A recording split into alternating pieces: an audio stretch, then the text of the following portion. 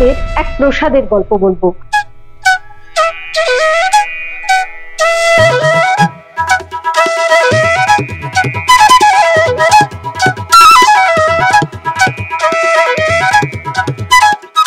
যে প্রসাদের জন্য ভগবান শিব পর্যন্ত অধীর ভাবে অপেক্ষা করেছিলেন, যে প্রসাদ স্বয়ং ভগবানের থালা থেকে আসে।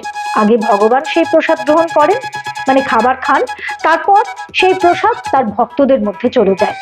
এই প্রসাদ আর 5টা প্রসাদের থেকে একদম আলাদা, আর তাই এই প্রসাদের নাম মহাপ্রসাদ। আপনারা নিশ্চয়ই বুঝতে পারছেন পুরীর মহাপ্রসাদের কথা বলছি। কিন্তু এই মহাপ্রসাদ কেন আলাদা অন্য প্রসাদের থেকে? কেন মহাপ্রসাদ বলা হয় এই প্রসাদকে? কি করে হয়ে উঠলো এই প্রসাদ মহাপ্রসাদ? তারই গল্প আজকের এই ভিডিও কন্টেন্টে আপনারা দেখতে পাবেন। আর তাহলে আপনারা বুঝতে পারবেন যে এই প্রসাদের কিন্তু কোনো ভাগ হয় না, এই প্রসাদের কোনো টুকলি হয় না, এই প্রসাদকে কোনোভাবেই ছিনতাই করা যায় না, এই প্রসাদকে কেড়ে নেওয়া যায় না। এই প্রসাদ শুধুমাত্র নীলাচলেই সম্ভব, এই প্রসাদ শুধুমাত্র পুরীতেই সম্ভব। আজকের এই ভিডিওটার একদম শেষ পর্যন্ত দেখুন, তাহলেই বুঝতে পারবেন এই মহাপ্রসাদের মাহাত্ম্য কি। নমস্কার, আমি ভ্যানেসা আর আপনারা দেখছেন মাইথোলজি বাই ভ্যানেসা। আচ্ছা, আপনাদের যদি আমি একটা প্রশ্ন করি এখন, যে কাশীর বিশ্বনাথ মন্দিরকে আপনারা কি পশ্চিমবঙ্গে আনতে পারেন? বা ধরুন মথুরার শ্রীকৃষ্ণ ক্ষেত্র, কৃষ্ণক্ষেত্রকে পশ্চিমবঙ্গ বা অন্য কোনো জায়গা, ভারতবর্ষের যে কোনো প্রান্তে আমরা যদি আনতে চাই, আমরা কি আনতে পারি?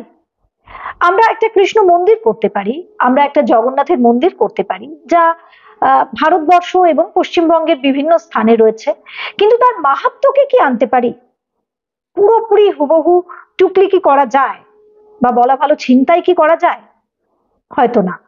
এর উত্তরটা আপনারা আজকে কমেন্ট সেকশনে অবশ্যই দেবেন, কিন্তু আমি আজকে আমার এই কন্টেন্টে আলোচনা করব এমন একটা জিনিসের, মহাপ্রসাদ।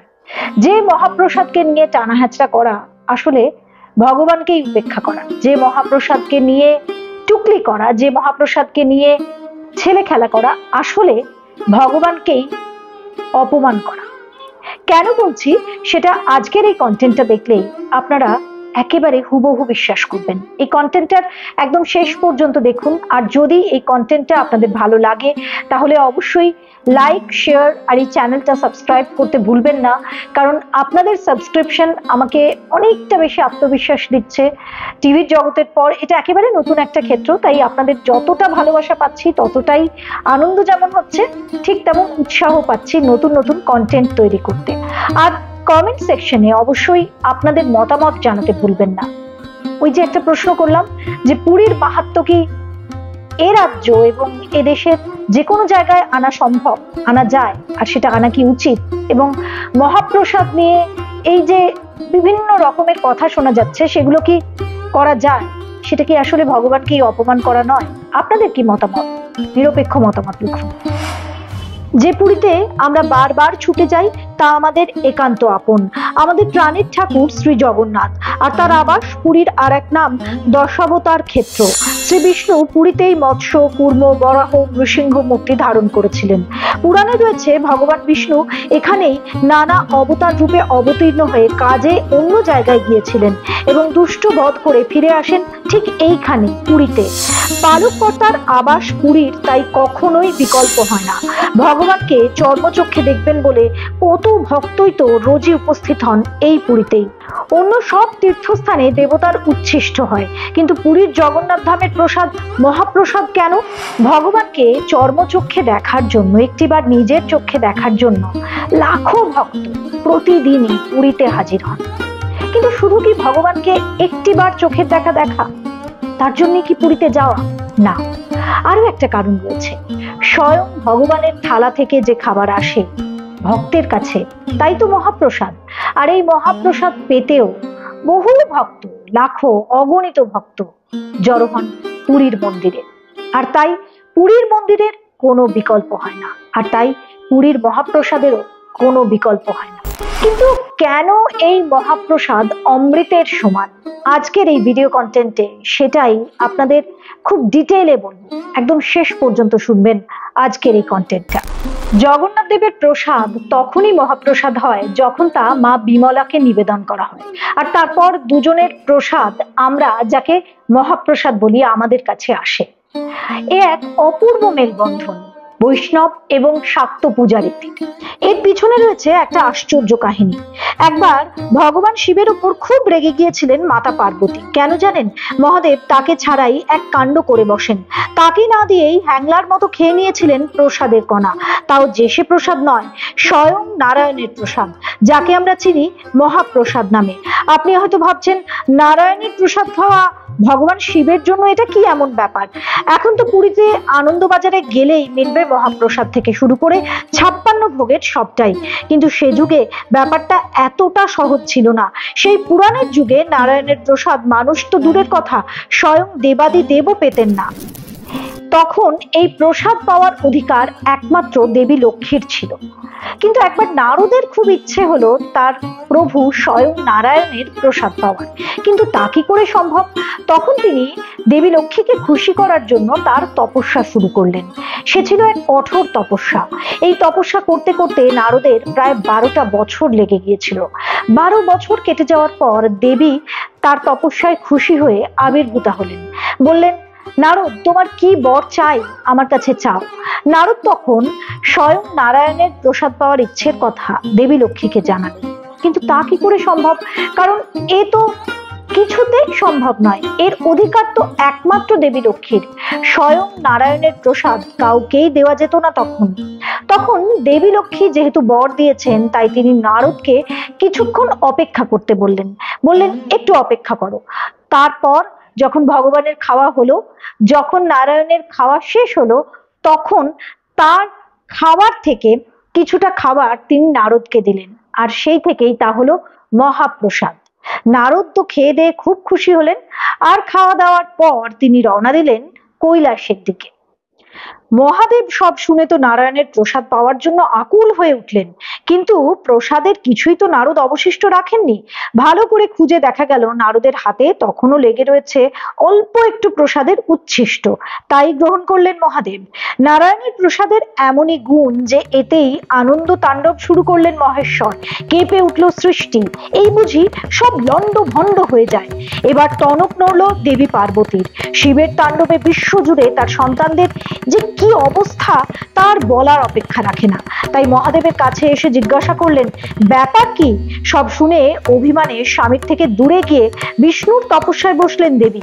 সেই তপস্যায় খুশি হয়ে বিষ্ণু বর দিতে চাইলে শুধু নিজের জন্য নয়, সারা পৃথিবী জোড়া সন্তানদের জন্য বিষ্ণুর প্রসাদ চেয়ে নিলেন দেবী পার্বতী। নারায়ণ তখন মাতা পার্বতীকে কথা দিলেন জগন্নাথ রূপে এই জগৎ সংসারে সবাইকে, তার সন্তানদের তিনি মহাপ্রসাদ বিতরণ করবেন। তবে সঙ্গে এটাও বললেন যে মাতা পার্বতীর দেবীর সংস্পর্শে আসার পরেই এই প্রসাদ মহাপ্রসাদ হবে। আর তাই তো আজও রীতি মেনে যখন জগন্নাথ দেবকে প্রসাদ নিবেদন করা হয়, তারপরে তা সোজা চলে যায় সংলগ্ন মন্দির, যে মন্দির মাতা বিমলা। সেই মন্দিরে দেবীকে যখন প্রসাদ নিবেদন করা হয়, তারপরে এই প্রসাদ ভক্তদের মধ্যে ছড়িয়ে দেওয়া হয়, যাকে আমরা মহাপ্রসাদ বলি। অর্থাৎ দেবীর ছোঁয়ায় আসার পরে এই প্রসাদ হয়ে ওঠে মহাপ্রসাদ। 51 সতীপীঠের অন্যতম প্রধান এই দেবী বিমলার মন্দির। এখানে দেবীর ভৈরব স্বয়ং জগন্নাথ। এমনিতে ভৈরব শিবের অংশ হিসেবে পরিচিত হলেও শ্রীক্ষেত্রে এর ব্যতিক্রম দেখা যায়। এখানে দেবীর পা মতান্তরে নাভি পড়েছিল, তাই শাক্তপীঠের নিয়ম মেনে মাছ মাংসের ভোগ নিবেদন করা হয় দেবীকে। শুনে নিশ্চয়ই অবাক হচ্ছেন, বৈষ্ণব ক্ষেত্রের শ্রেষ্ঠ তীর্থের মধ্যে আমিষ ভোগ। তবে এই আমিষ ভোগ নিবেদন জগন্নাথের চোখের সামনে হয় না। জগন্নাথ মন্দির খোলার আগেই এই ভোগের সমস্ত উপাচার মিটে যাওয়াই রীতি। তবে বিমলা মাতার ভোগ রান্নার সঙ্গে সম্পর্ক নেই জগন্নাথের 56 ভোগ রাধার বিশাল রন্ধনশালায়, যেখানে জগন্নাথ দেবের নানা পদ তৈরি করতে উনুনের আগুনের ছুটি নেই এক মুহূর্তের জন্য। বংশানুক্রমে যে প্রসাদ তৈরি করে চলেছেন শয়ে শয়ে সেবায়িতরা, তাদের স্থানীয় পরিচয় সুয়ারা নামে। রান্নার কাজের সময় মুখে মা মাস্কের মতো কাপড় জড়ানোর রীতি তারা রপ্ত করেছেন সেই মনে না থাকা কাল থেকেই। 50 কুইন্টালেরও বেশি চাল আর প্রায় 25 কুইন্টাল ডাল, সবজির 56 ভোগ এই অতি প্রাচীন কমিউনিটি কিচেনের হাত ধরে তপ্ত করে চলেছে ভক্তদের। রথের সময় সংখ্যাটা পৌঁছে যায় লাখে। এখানে প্রতিদিন 500 রাঁধুনি এবং তাদের 300 সহকারী ভগবান জগন্নাথের জন্য ভোগ রান্না করেন। আর এই রান্নাঘরের অলৌকিকতা শুনলে আপনিও অবাক হয়ে যাবেন, কারণ এই রান্না করা ভোগ জগন্নাথকে অর্পণ করার পর, নিবেদন করার পর তা পৌঁছে যায় ভক্তদের কাছে একেবারে মহাপ্রসাদ রূপে। কিন্তু কখনোই এই প্রসাদে টান পড়ে না। মাটির হাঁড়িতে এই প্রসাদ রান্না করা হয় এবং এই রান্নাঘরে 56 রকমের ভোগ রান্না করা হয় প্রভু জগন্নাথকে নিবেদন করার জন্য, যা মহাপ্রসাদ রূপে পরে আমরা পাই।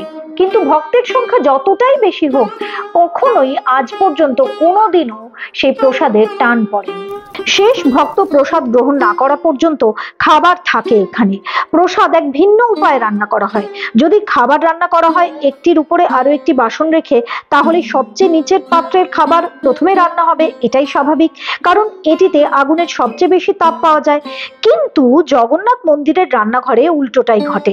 এখানে 7টি মাটির পাত্র একটির উপরে রেখে খাবার রান্না করা হয় এবং সবচেয়ে উপরে থাকা পাত্রের খাবার প্রথমে রান্না হয়। তারপর ধীরে ধীরে একের পর এক পাত্রের খাবার নিচের দিকে রান্না হয়। এই রান্নাঘর বা রসাঘরেই লুকিয়ে থাকা এমন বহু রহস্যের তল পাওয়া তাই অসম্ভব।